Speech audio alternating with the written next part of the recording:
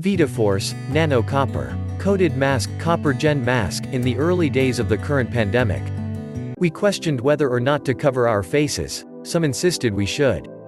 Others said no. By early April 2020, public health experts reached an overwhelming consensus: wearing masks helps limit the spread of coronavirus.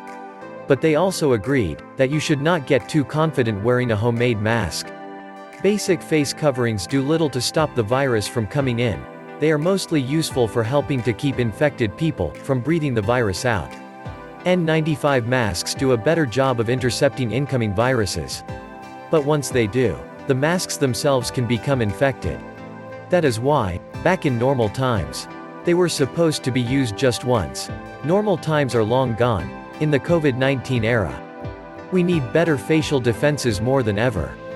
A person cannot depend on a normal mask stopping the virus from penetrating and putting themselves at risk. That's why VidaFirst has created the next generation of face protection. The Copper Gen Mask.